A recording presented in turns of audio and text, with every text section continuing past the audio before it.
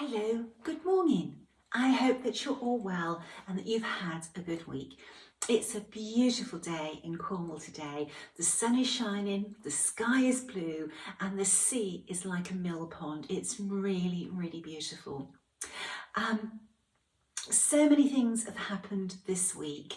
Of course, the event that this past week will always be remembered is the Queen's funeral, and my gosh, wasn't it an amazing, I don't know what the right word is. It was just full of majesty and pomp and emotion. It was a wonderful tribute to the Queen. It was a wonderful send-off to the Queen.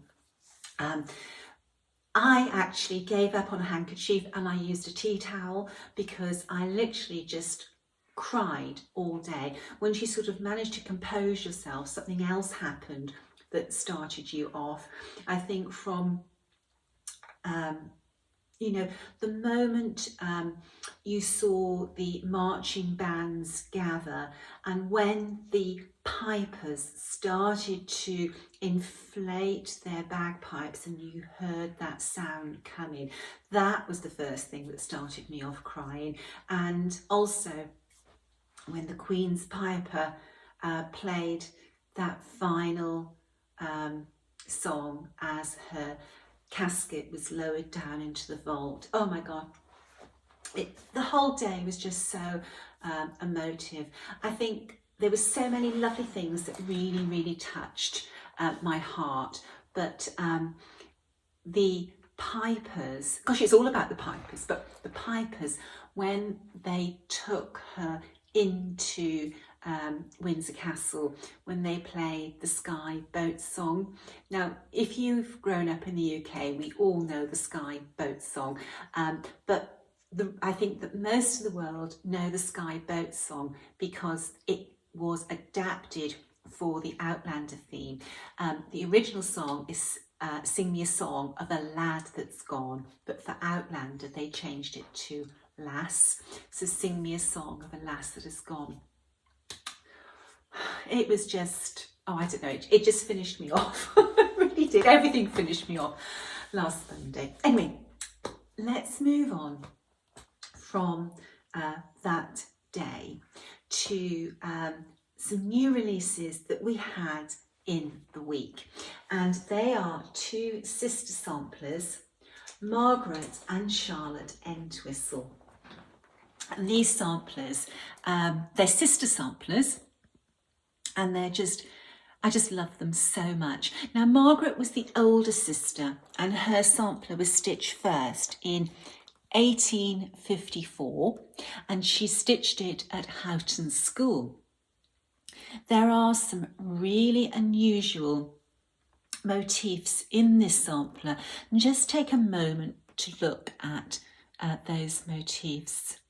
If you are musical or have somebody who you know is musical, this sampler has a harp and a French horn in. Very, very pretty, full of these lovely geometric shapes. This would make a lovely pin cushion, or even a ornament for your Christmas tree. And this one would make a beautiful pin cushion as well, or the front of a little needle case. The birds, honestly, the more you look at this sampler, the more there is to delight the eye. Now this sampler, well, both the samplers were reproduced by Sandra, and this one was stitched by Robert Harris. And I know that Robert enjoyed stitching Margaret. Sandra charted Charlotte and I stitched Charlotte. I just had to have this one for my sampler wall. To be quite honest with you, if it wasn't for the fact that Sandra just fell in love with both of these samplers, I would have charted them, and because I just adore these samplers. And this little one, I actually finished her quite some time ago, and she sits in my breakfast room on a a wall of samplers, and I just love her so much. Those colours are so pretty, and although it's only a dinky little sampler, this has everything a sampler should have. Very pretty. Okay, so let's talk about the two samplers. Margaret was stitched first in 1854, and Margaret's sampler is cross stitch over 2, and there is a tiny little bit of over 1 for her name, Margaret Entwistle, aged 10 years. But Charlotte is completely cross stitch over 2, so Charlotte can be stitched as she is on Ada or linen, and Margaret, if you wanted to stitch her on Ada, we would just have to alter this dedication. Maybe we could get in Margaret Entwistle and maybe squeeze 10 years in somewhere else in the sampler. So if you do want to stitch Margaret on Ada and you want me to help you tweak her so that you can get her name and age in, contact me and I will do my best to help you. So because we had a pair of sister samplers and we had Houghton School, we were able to find these two sisters. Charlotte finished her sampler 6 years after Margaret in 1860.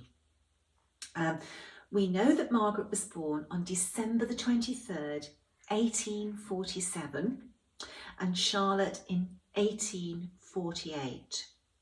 And their parents were Thomas Entwistle, a farmer, and his wife, who was also called Charlotte, and her maiden name was Whitehead. There were 6 children born to the couple between 1841 and 1848. The mother certainly had her hands full. We know from the 1851 census that Thomas farmed 36 acres at Top of the Lane in Brindle, Lancashire, and we actually have a photograph that shows Top of the Lane, and the farm is actually on the left hand side of that photograph. That is where the girls were born and grew up. The family did very well, and eventually Thomas's farm extended to 115 acres, and he was appointed a governor at the Brindle Workhouse, and he also held the position of market inspector, and he was a trustee of the Shuttlein Fields charity that held funds for the poor. He was a respected member of the community. Unfortunately, Charlotte died 4 years after she stitched her sampler on March the 31st, 1864, just short of her 16th birthday.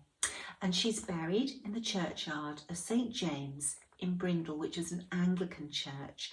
And eventually her parents, her sister Margaret, and 2 of her brothers were buried there.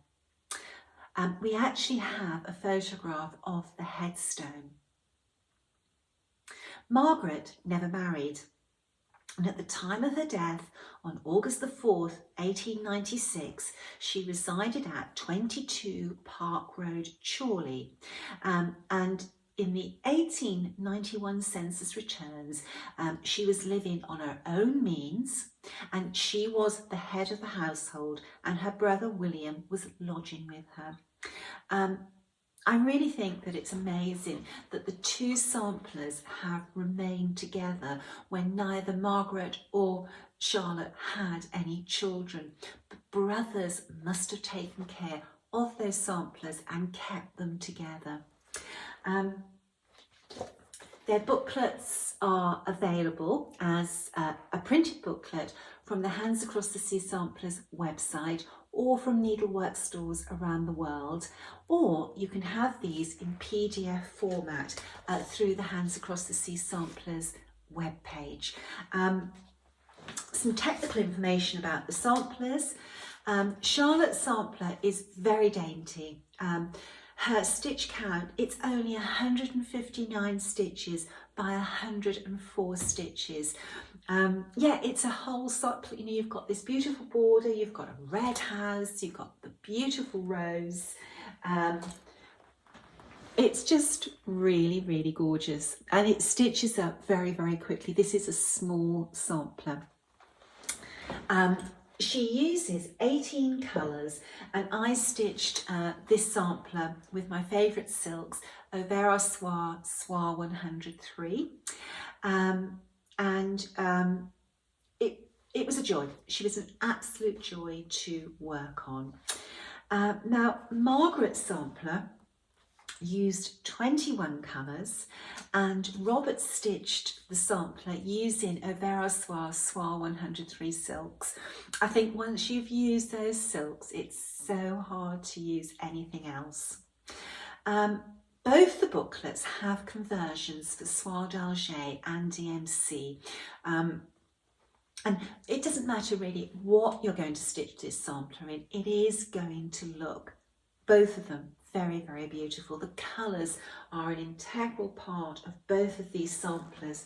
The colours on Margaret, there were some colours that I'd never stitched with before. There was just some really sort of delicate shades of colour in this sampler. Very, very pretty. I don't know if the light is capturing this correctly today. The sun is flooding in through this front window, and this is all in, there's like a beam of light that comes in just here, and of course when the camera is in bright light it sort of compensates for that. Margaret's sampler is stitched on Ragamuffin from Tabby Cat linen, and it's a great colour. There is just the slightest mottling in this particular piece. You can just see, very delicate. It gives the sampler some sort of beautiful sort of aging without being overly grungy. Just a hint of aging. Very, very pleased with that. When I look at this sampler, every time I look at it, I see something else. The swan here also features in Charlotte's sampler. Look at that border. So, so pretty. God, I'm raving about these samplers, but I do love them so much. I really, really do. And I hope that you will enjoy them too.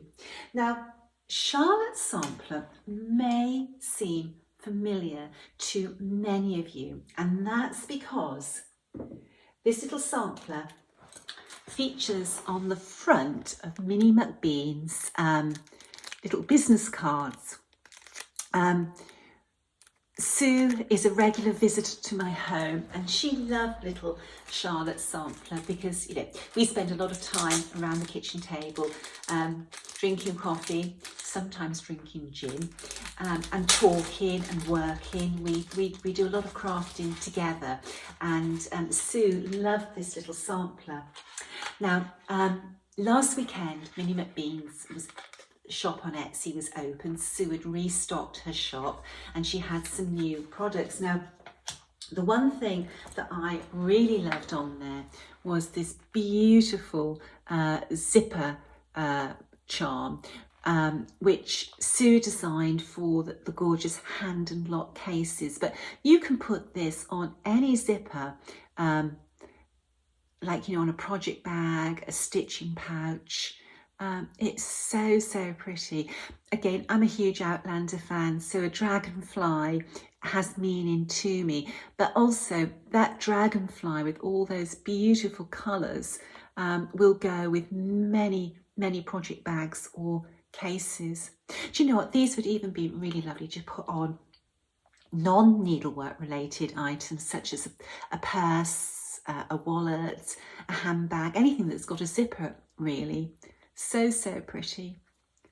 And what I really loved, I thought was just, with Sue, there's always a lovely little touch and a lot of thought that goes into things.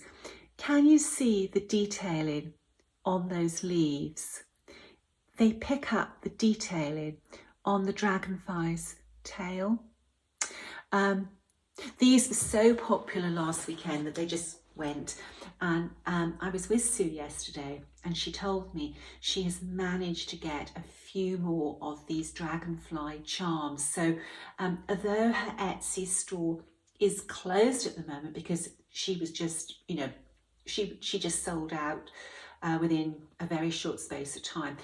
If you're interested, I would email her or contact her through Instagram or Etsy. I presume Etsy has a messenger service, and ask her if she could do one of these for you. Now, I have a bowl full of beautiful scissor charms, which I'm going to show you. Now I've got my dragonfly, I'm going to have a reorganisation of what's on what. I think this has to be my favourite, this beautiful cherry one. Cherries, all families have like a secret language between themselves, and I adore eating cherries, but cherries are very, very expensive in this country. I think this summer cherries were like over £1 in money per cherry, and I never buy them for myself because I always feel guilty spending that money. So my husband buys me cherries, not flowers. So that is just really beautiful, that particular one. And then I have this gorgeous locket, which is a heart. And this locket actually opens up as well. So you can put a little something in there if you want. And then the loop that it's on has diamantes to match the diamante heart. And then you've got another little diamante heart with it as well. Just so beautiful. And then I have another locket. Sue has many more versions of these that I don't have, but I will eventually have them all. So again, we have this little heart locket, and we've got the little scissors with the diamante on as well. That's so beautiful. And then this one makes me smile. This is the little daisy with the little poppy and the little ladybirds. Red, I love, and yellow's always a little splash of sunshine. Now I've got these today in a beautiful new addition to my needlework accessories, and it's this beautiful bowl, and this bowl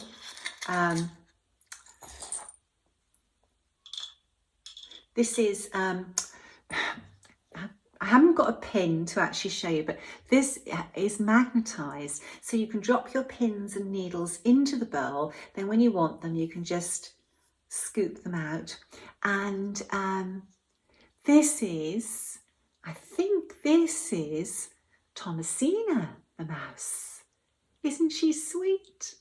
So this is made by the gentleman that has been making the scissor spools for me, and it's so pretty. It's made in yew.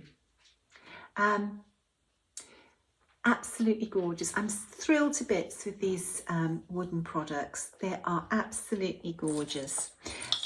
Now in this little bowl at the moment, I placed 2 counting pins to show you. Have we got a visitor? Hello, Bertie. Okay, so these are some more pins I brought back from the attic. They're gorgeous. Look at the pattern on that little bead. So pretty. And the depth of the blue on these. Gorgeous. Love those so much. So I need to do a blue-based pin cushion now for these to go in. So pretty. Okay. Oh, I know what else. I had a lovely little item came from Kohana. These are fabulous. Anything from Kohana is great to have. This has a little sort of like suede base so that it sits without slipping on your work surface. And this is a ceramic with a beautiful glaze on. This comes in all sorts of colours, and then it's got a little hole, and then you put your pins and your needles in to sharpen them. Now I use a huge number of pins with lacing and stretching samplers. I use pins constantly, so that's great that I have something to actually sharpen my pins, because I'm pushing them into these backing boards. They can become blunt, or even sometimes you buy a big box of pins and you go to use them and some of them are actually blunt before you start. So that's a very useful addition to my needlework tools. Very pretty, like that. All the products that Kohana do are really, really nice. I love my Kohana scissors. I can't wait for them to bring out the next colour so that my collection can grow. I'm often asked, why do I like using Kohanas? Well, I've said it before, but I will repeat. These scissors are so well made. That blade, it is such a fine point. Now I don't mean a point as in the apex. The points of the scissors are so fine that you can actually, when you cut a thread, you can get right down to the base of the thread and snip it off. Then you don't have that little tuft showing. If you use scissors that do not have a really fine, not tip, edge, a really fine edge, that was the right word I was looking for, to the tip, when you cut off your thread, you'll get that little tuft. And you know, when you are really trying to make your work of the highest standard, that can make a difference. When I judge needlework, it's surprising actually what you see on people's needlework, and neat ends are so important. And these Kohana scissors allow you to cut with precision right to the base of the thread. The other thing with these scissors, they sit so beautifully in the hand. They've been crafted by somebody who understands design and have thought about how scissors should feel in the hand to use them. Very, very nice. I wonder what the next colour is going to be. What colour would you like to see the next pair? Oh God. I'd like them in a rainbow of colours. They're just so beautiful. And do you know what I love about these? That you can collect them and you can then coordinate with the project that you're using. At the moment, I'm stitching this really beautiful Scottish sampler. Now, this sampler has proved to be a little tinker trying to capture the colours. This is actually a very colourful sampler, but it just doesn't seem to be capturing by my iPad and my phone. Maybe I need to take this sampler outside to photograph. I've been using my pink scissors whilst I've been working on this this week, because I actually did quite a bit of work with some pink thread. So pretty. Really, really is. Mind you, I haven't done all that much stitching. Why haven't I done a lot of stitching? I don't know. Life's been really, really busy. Linda's down. Now Linda, really, we should have been doing a video with Linda, but we've been so busy this week and we've talked so much and done so many things, we actually hadn't planned about doing this video. So there we are. Yesterday, Linda's sister Joyce Sue and myself, we went to the Creative Crafts Show at West Point in Exeter, and it was a 2-hour drive there and a 2-hour drive back.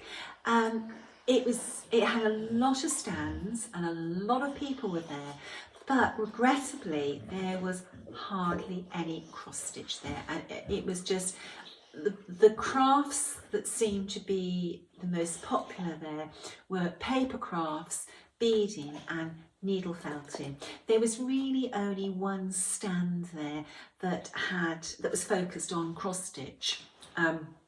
So that was a little bit disappointing. All of us who stitch samplers, we have to promote samplers to the needlework world and to people who craft. I think that if we can bring samplers and reproduction samplers to people's attention and encourage them to have a go, you know, once you've stitched a sampler and you realise, you know, it's one stitch at a time, and you can create something that's very, very beautiful that you can hang on your wall, you can finish into a cushion or a tabletop cover, anything, and it's something that you can gift, you can pass on through the years to your family.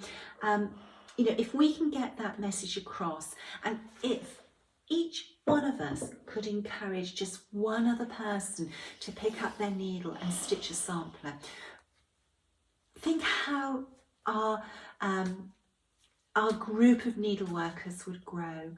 It really is the responsibility of all of us today to promote samplers and pass on our love to the next generation.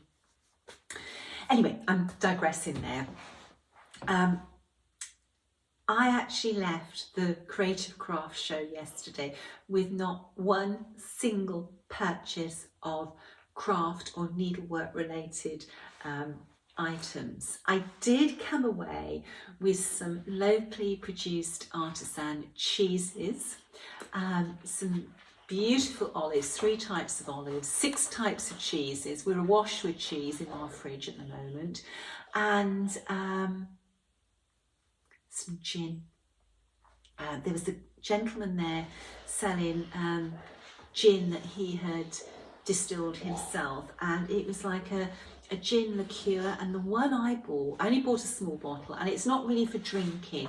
It was a gingerbread flavour, and what they said was that if you had sort of like vanilla ice cream, you could put like a tablespoon of this liqueur over the top of the ice cream, or if you were maybe serving something like sticky toffee pudding, you know, it would be a lovely topping for the dessert. So it is actually gin that I'm not going to drink. It's been put in the kitchen larder for the next time I have a supper party. I will use that in my pudding course. But you know, we laughed and laughed that we'd gone to this craft show, a 4-hour round trip, and we didn't buy any needlework goodies. Linda and her sister did. There were a lot of knitting stands, and Joyce, Linda's sister, is a fantastic knitter. I've watched her these last sort of like 10 days start a jumper, and this jumper is almost finished. I wouldn't be surprised if when I see them today the jumper is actually finished. So we did that. Oh, I'll tell you what was very interesting at the show yesterday. There was a stand from the National Needlework Archive, and the National Needlework Archive is based in the Old Chapel Textile Centre in Newbury, and Newbury's just outside London. There it is. There is the address, telephone number and website. If anybody has been there, would you let me know what you think, and is it worth a visit? It's always nice to support you know, an organisation that's putting back into preserving needlework. It says the National Needlework Archive maintains a documentary and photographic record of textiles located in the community throughout the British Isles. This includes all work in public places, work belonging to organisations and work in private collections available for study. The NNA works closely with communities, museums, guilds and universities to promote textiles, textile education and research. The NNA has a library and a textile collection. Information and donations are always welcome. And the Old Chapel Textile Centre hosts exhibitions, workshops, classes, conferences and events relating to any aspect of textiles. And information about these activities can be viewed on our website. And their website is, all one word, National Needlework Archive.org.uk. So if you have been, let me know whether it was worth a trip. Or if you've been to a workshop there, it's always great to know somewhere where you can go for a workshop where you learn something. Okay, I think that rounds it up for this week.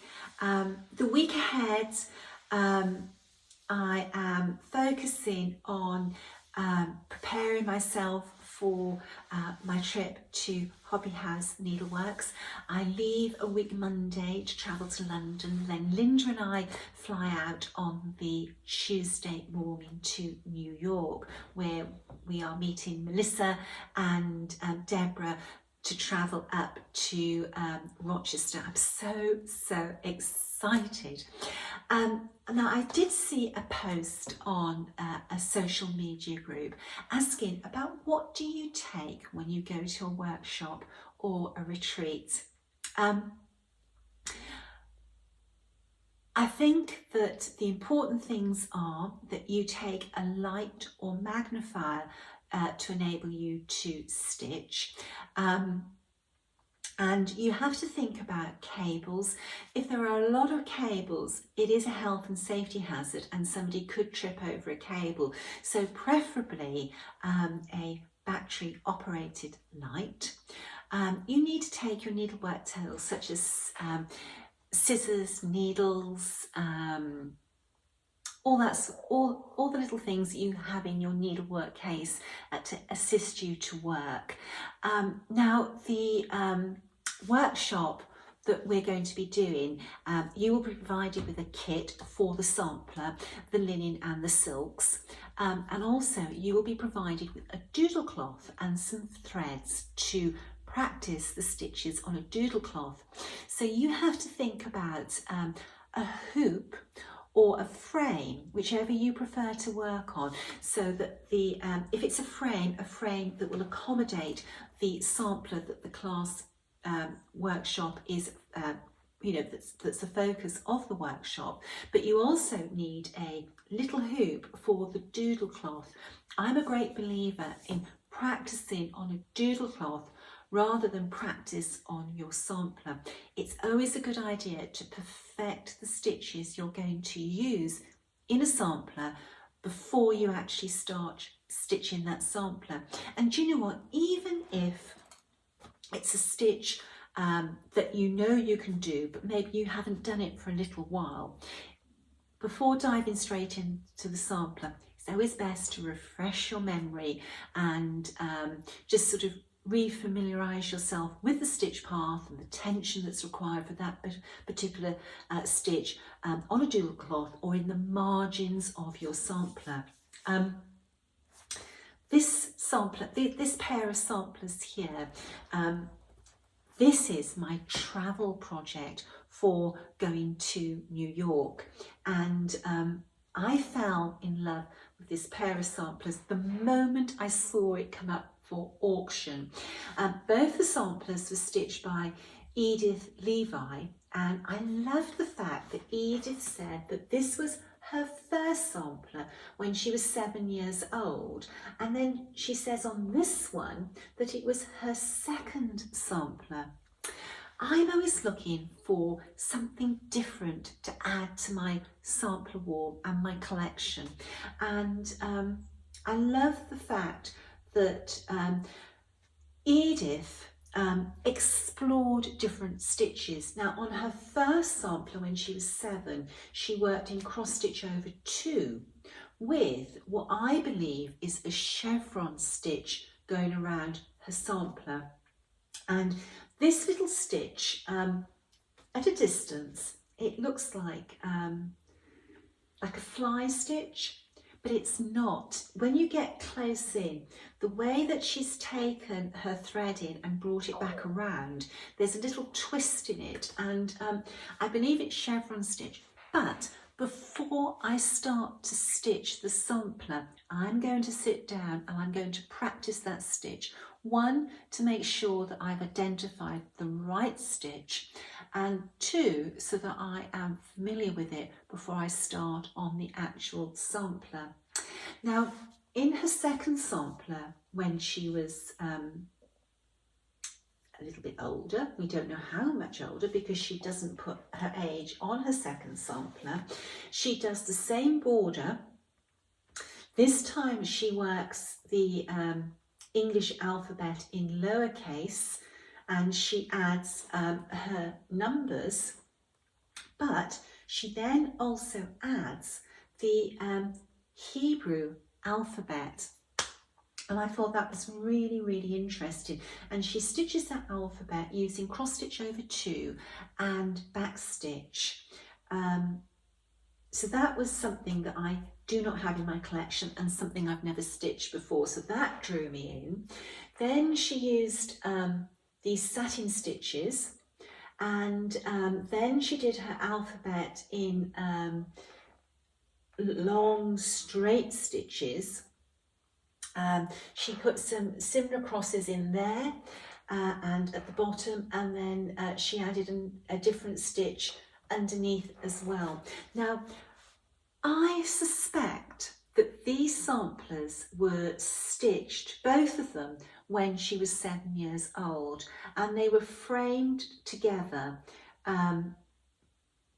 because it was, one was the extension of the other. That's what I think. 11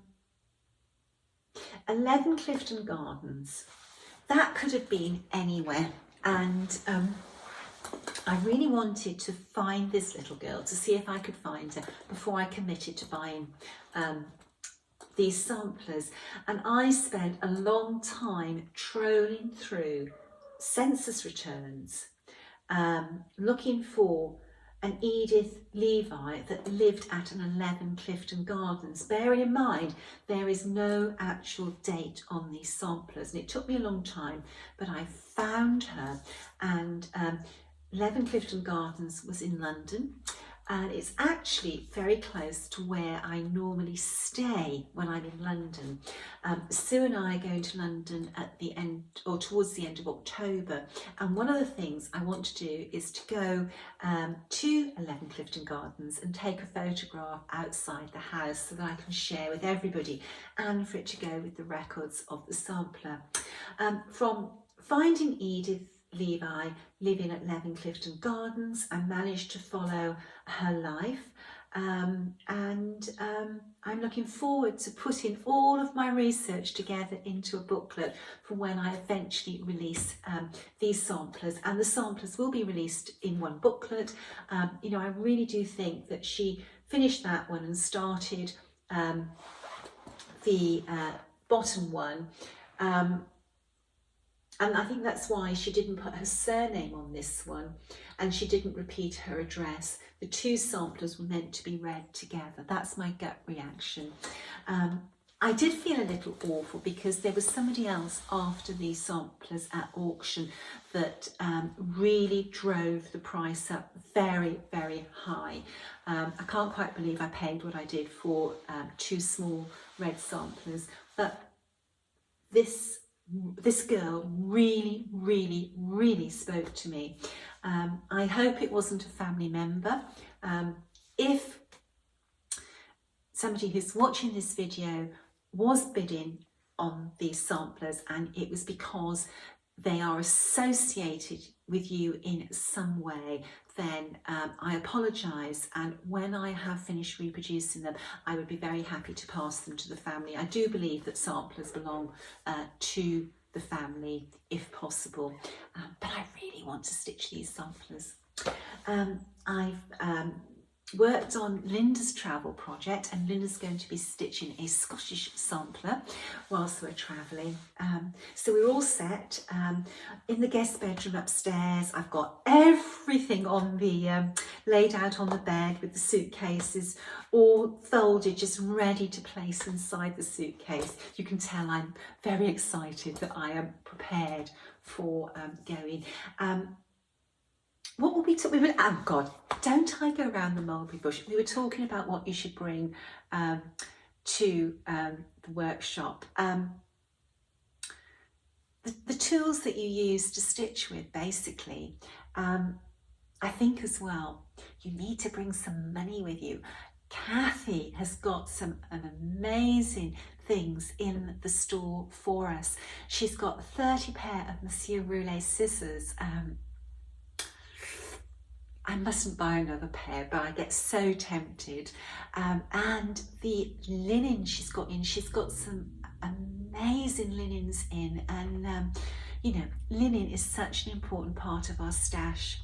From the photographs I've seen of Hobby House, Kathy has an amazing selection of accessories for needleworks as well. She's got some beautiful wooden accessories, and it looks like she's got some fabulous sort of like bags for needleworkers. So there's lots of things on my list that I'm looking forward to buying, and Linda and I have both said that we need to have some spare space in our suitcase for bringing back our goodies. Although the exchange rate at the moment, if you're an American with US dollars, your buying power in the UK at the moment is amazing. Do you know, the dollar and the pound are almost 1 for 1.